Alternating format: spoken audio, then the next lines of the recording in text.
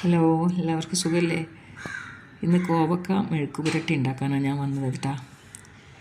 അപ്പോൾ കോവക്ക നല്ല ഇളയ കോവക്കയൊക്കെ തന്നെയാണ്. പിന്നെ അതിൻ്റെ കൂടെ മൂത്ത കുറച്ച് കോവക്കയും കൂടി ഉണ്ട്. അപ്പോൾ അതിൻ്റെ കുരുവൊക്കെ ഒന്ന് എടുത്ത് വിത്താക്കാമെന്ന് വിചാരിച്ചിട്ടുണ്ട് കേട്ടോ. മുളച്ചൊക്കെ വരികയാണെങ്കിൽ ഞാൻ വീഡിയോ ചെയ്യാം. അപ്പോൾ ഇതുപോലെ നല്ല മൂത്ത വിത്തൊക്കെ കിട്ടുമ്പോൾ ഞാനെല്ലാം നട്ട് കൊടുക്കാറുണ്ട്. നമുക്ക് തയ്യില്ലാന്നൊന്നും വിചാരിച്ചിട്ട് ഒന്നും ഉണ്ടാക്കാതിരിക്കണ്ടല്ലോ. കോവക്കയൊക്കെ എന്താ പറയുക, വള്ളി കുത്തിയാൽ തന്നെ ഉണ്ടാവും. നമ്മളെ കയ്യിലിപ്പോൾ ഇല്ല, അതുകൊണ്ട് ഞാൻ വിത്തൊന്ന് മുളപ്പിക്കാമെന്ന് വിചാരിച്ചു. ആദ്യം വിത്ത് കുമ്പളത്തിൻ്റെയും മത്തൻ്റെയൊക്കെ അതുപോലെ തന്നെ മുളകിൻ്റെയൊക്കെ വിത്ത് നട്ടതാണ് കേട്ടോ. മുളച്ച് കണ്ടത് ഈ ചുവന്നുള്ളി അതുപോലെ തന്നെ വറ്റൽമുളകും ചതച്ചെടുക്കാം നമുക്ക്. ഇതിൽ നിന്നും ലേശം മുളക് എടുത്ത് മാറ്റി വെക്കുന്നുണ്ട്, മുളകിൻ്റെ കുരു. അപ്പോൾ ചുവന്നുള്ളിയും ഈ വറ്റൽമുളകും കൂടി ഒന്ന് ചതച്ചെടുക്കാം.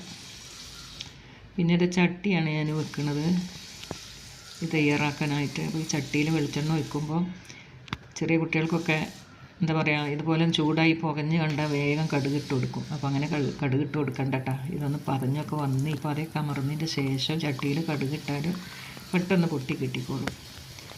അത് നമുക്ക് എന്താ പറയുക, സ്ഥിരം നമുക്ക് ചെയ്യണവർക്ക് അറിയും, അല്ലാത്തവർക്ക് അറിയില്ല. അപ്പോൾ അറിയാത്തവരൊക്കെ ഇത് കണ്ടിട്ടുണ്ടെങ്കിൽ ഉപകാരപ്പെട്ടെങ്കിൽ പറയാൻ മടിക്കണ്ട കേട്ടോ. അപ്പോൾ ഇതാ വറ്റൽമുളകും കൂടി ഇട്ട് കൊടുത്തിട്ടുണ്ട്. അപ്പോൾ വറ്റൽമുളക് കുറച്ച് ഇട്ട് കൊടുത്തിട്ടുള്ളൂ. ഞാനിതാ ഇതൊരു വേറെ ഒരു കറി ഉണ്ട്, പരിപ്പ് കറി, അതിലേക്ക് ഒഴിക്കാനായിട്ടാണ്. ഇനി നമുക്ക് കറിവേപ്പില ഇടാൻ മറന്നിട്ടുണ്ട് കേട്ടോ. അപ്പോൾ ചതച്ച് വെച്ച ചുവന്നുള്ളി അതുപോലെ തന്നെ വറ്റൽമുളക് ഇട്ട് കൊടുത്തിട്ടുണ്ട്. നല്ല മണമൊക്കെ വരുന്നുണ്ട്. പക്ഷേ ആ ഒരു കറിവേപ്പിലിൻ്റെ ഒരു അഭാവം നല്ല പോലെ ഉണ്ട്.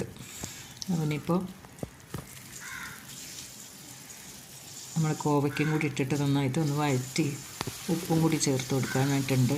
ഉപ്പൊക്കെ എന്താ പറയുക, കറിവേപ്പില ഇട്ട് കൊടുത്തിട്ടാണ് ഒന്ന് വഴറ്റിയൊക്കെ എടുത്തിട്ട് അടച്ച് വെക്കാം, ഉപ്പൊക്കെ ഇട്ടിട്ട്. അപ്പോൾ ഇതിലൊക്കെ വേറെ എന്തെങ്കിലുമൊക്കെ കൂട്ടാറുണ്ടെങ്കിലും അതുപോലെ തന്നെ എന്തെങ്കിലും ചെയ്യാറുണ്ടെങ്കിലും ഒക്കെ കമൻറ്റ് കൂടി അറിയിക്കുക. എനിക്കും കൂടി അതൊക്കെ ഒന്ന് പരീക്ഷിക്കാമല്ലോ. അപ്പോൾ ഞാൻ ഓരോരോ ദിവസം ഈ വിത്ത് ഉണ്ടാക്കണ ഓരോ കണ്ടൻറ്റാണ് എൻ്റെ മനസ്സിലുണ്ടാകുക. ഇതൊക്കെ ഇപ്പോൾ എല്ലാവരും ചെയ്യുന്ന കാര്യം തന്നെയാണ്. എന്നാലും ഈ ഒരു നല്ല മൂത്ത കുരുവൊക്കെ കിട്ടുമ്പോൾ ഇതൊന്ന് അടച്ചു വെച്ചിട്ടുണ്ട് കേട്ടോ.